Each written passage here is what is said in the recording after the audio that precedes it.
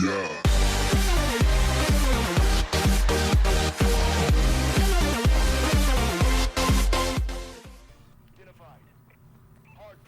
What's going on, everyone? Design Comb here. Welcome back, and the gameplay you're watching is me playing some Hardpoint on Sideshow. So what do we got for today's video? Well, normally it would be spam mail, but I have to say that the spam mail series is come to a close, or has come to a close. And reason being is a lot of the spam mail I'm getting is really just a bunch of the same stuff. You know, there's really nothing different, nothing new. Nothing, you know, fresh, I guess you could say. I'm not getting fresh spam mail. So I don't want to keep doing videos of spam mail where I'm only, you know, really talking about the same thing. You know, it's like, oh, you talked about the FBI in the last video, this and that, you know. So it's really kind of getting to be the same. And I can definitely say that it's getting to be just a little too redundant, you know, too predictive, you know, as far as what I'm getting. Now, if I get anything interesting in my spam mail, I'll definitely share it in a new video. But as it stands, the spam mail series has come to an end, and we'll have some new series coming up here in the next few weeks, which I'm really looking forward to. So more on that to come later on. Not in this video, but later on, you know, as far as the channel is concerned. So what are we talking about in this video? Well, I was fortunate to be able to watch the live event for the Black Ops 3 esports announcement, and I tell you what, it was really interesting. It was really fun to watch all those pro players showcase a lot of the new stuff that Black Ops 3 has to offer. You know, a lot of this is really on the esports side of things and probably ranked play side of things, but I think it's something that may draw in new people into ranked play. And you never know, you may find those you know, new fresh competitive pro players out there, maybe just because of this system. But so we're going to talk about the ban and protect system, and we'll get a little bit into the specialist draft. But the ban and protect, basically what that does is it allows players on each team to either ban something or protect something. And I really like this because what this does is it kind of forces, well, it doesn't kind of, it does, it forces competitive players to become efficient in, you know, more than just a handful of weapons. You know, like they really like this one, and this one. So if you're basically an assault class type person, then you should probably get efficient in all of the assault weapons, because if you're really awesome at, you know, one weapon for, you know, any particular weapon, for example, let's say, you know, the M8A1, or, you know, as far as advanced warfare is concerned, the BAL 27, you know, I think everybody's good with that one. But basically what this does is, if the other team bans your weapon, well, you're kind of stuck. You have to pick a different weapon. You can't use that one. You're going to have to do something different, whether you run a submachine gun at that point or you go to a different assault weapon.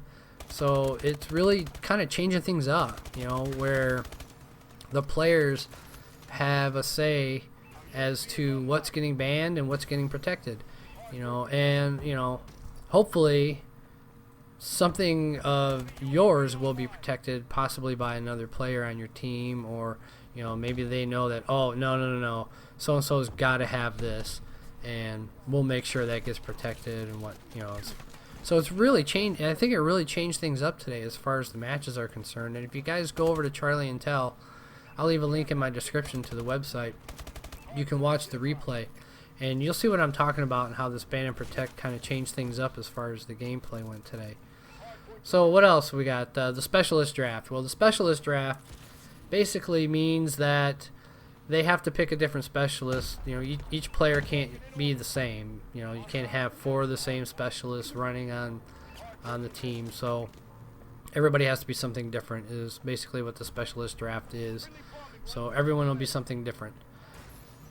Let's see what else we got going on here. We have something really cool for spectators. It's called the Codcaster mode, and this is pretty neat. It's got the X-ray vision where everybody can see, you know, the spectators can see all the players, you know, through the walls and things like that. The players themselves can't obviously, see each other, but we get to see where all the players are.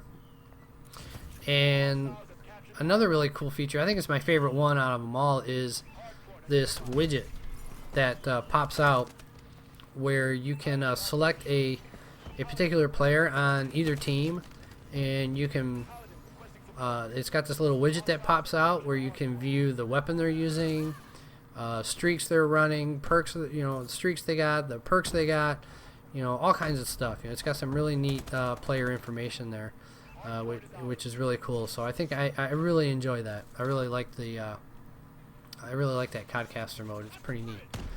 Let's see. We have Arena or League Play, but it's going to be called Arena in Black Ops 3. And the interesting thing about this is it's going to be ranked on wins and wins alone. There's 20 ranks, with the highest being Master Division. And basically, if you lose 2 games in a row, you're going to be demoted in rank. You're going to come down in rank. And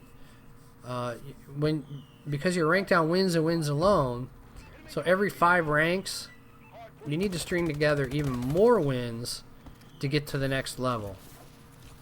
So it's kind of making it, there's a little bit of difficulty factor there. A little, it sounds like it's making it a little bit harder, for ranking up and stuff. So that's pretty cool. I think I really like that. Maybe that'll get me into some ranked play now. I don't know. I know I'll get totally beat up in ranked play, but hey, the more you play, the better you get, right? So let's see what else we got here. We've got live event viewer. This is really cool. A lot of times I don't get many opportunities to be able to watch a lot of the esports events. When I do, I love it, but I do have a regular regular job, so I don't get to watch them all the time. But this live event viewer is pretty cool. It's really not going to make it easier for me to watch them, but the thing is it'll allow players to watch esports events in game. So you'll be able to watch them in game. You can play your game while you're watching an esports game. I don't know how that's gonna. I might get distracted. I'm not sure how that's gonna work out, but that's really a neat feature. I think that's pretty cool. Let's see. One of the other cool things is this is really an announcement. It's official now. And of course, I think we already knew it was going to be official that competitive Call of Duty is now switching over to the PlayStation 4 with Black Ops 3. So there's that announcement, and I don't even think we were surprised by that. I think it was pretty expected as far as the community is concerned. So let's see, we got something a little upsetting probably for the last gen folks, is that these these Black Ops 3 esports features, including arena mode, won't be available in last gen versions. Sorry guys, but I think it really just has to do with disk space and all that stuff. So it's unfortunate that you guys are not going to be able to partake in these really cool features that are coming out as far as Black Ops 3 is concerned. And something interesting for the campaign mode is there's no follow icon. You know how in some of the older campaigns where you followed the leader or whoever it may be, they had that little follow icon. It just said, whatever it was, and it said follow. Now in Black Ops 3, you're going to be able to freely move wherever you want to in the environment, which is kind of cool. So it looks like the linear path has now been broken up, which is neat. I'm not a big fan of linear. So I hope you guys enjoyed the video. If you did, don't forget to give it a like, favorite, and subscribe. And yeah, I'll catch you guys in the next one.